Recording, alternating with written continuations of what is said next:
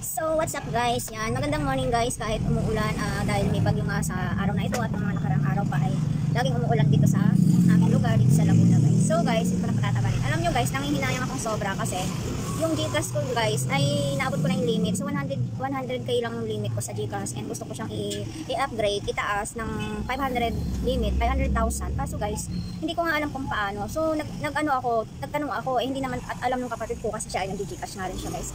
So ang ginawa ko, nanood ako ng tutorial. Tapos medyo nahirapan ako kasi sabi doon, mag-link ako ng bank account. So inayos ko yung isang bank account ko na hindi ko na siya masyadong ginagamit kasi naubos ko na yung laman niya. Kakadivisorya ko nung naubusan ako ng pamasahe winidraw ko yung laman at hindi ko pa uli naaasikasong lagyan. So ngayon guys, inasikaso ko nga siya para ma-upgrade ko kasi nung 2 months ago, 1 month ago ay medyo lumalakas na nga yung Gcash ko kasi mayroong mga nagka-cash out at cash in. So more on cash out kasi sa akin guys.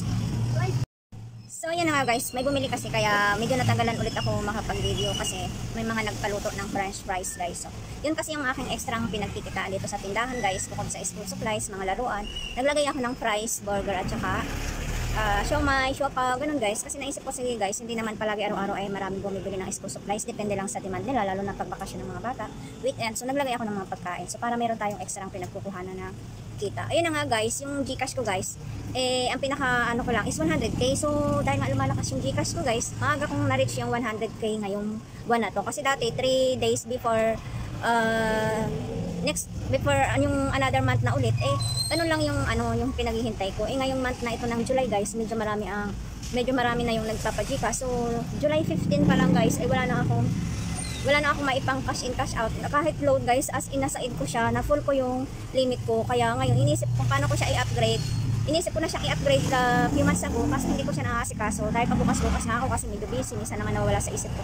So yun guys, na-reach ko lang yung limit noong July 15. So ngayon, 15 days akong walang Gcash guys. So sumasakay-sakay na lang ako doon sa Gcash ng kapatid ko kasi meron nga siya. Siya nga yung aking taga-rescue pag naubusan ako dati ng cash in. Ngayon siya, pag naubusan siya ng pang cash in niya rin, binibigay ko sa kanya mga cash out ko kasi nga marami sa akin ang mga cash out. So ngayon guys, nakakalungkot kasi sobrang sayang. Kasi diba guys, binlog ko yung magkano kinita ko last month sa Gcash. Ngayon guys, siyempre, hindi masyadong tumakbo ang Gcash ko kasi nga wala akong maipang cash in.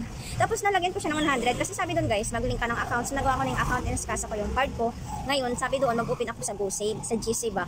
So yun, kaso guys, nagkamali ako na-open ng GSave. Ang naka-open kong GSave ay sa BPI, hindi sa Gcash. Kaya naubos na yung aking panlagay na 100 pesos na pang deposit. So wala akong maipang deposit para ma-open ko yung upgrade ng Gcash. So yun, no choice ako, kahit kanda iyak ako, wala talaga akong magawa guys. So yun, waiting talaga ako hanggang sa petsa 1 ng August. So yun, so hindi ako masyadong naglo-load.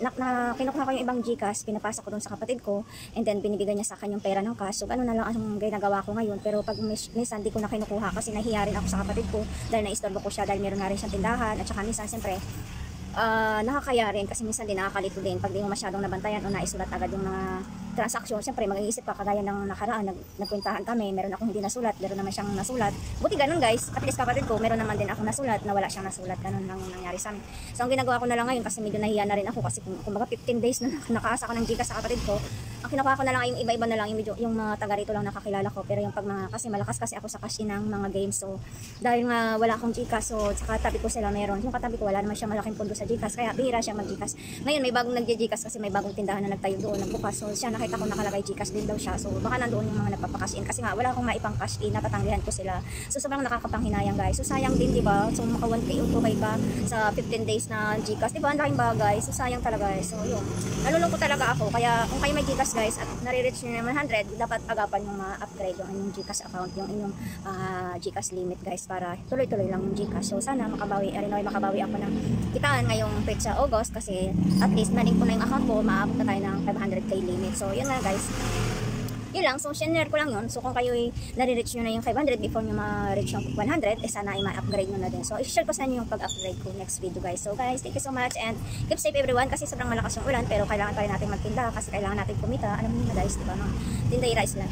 Tindera ng life ng mga tindera, diba? O sige na guys, bye!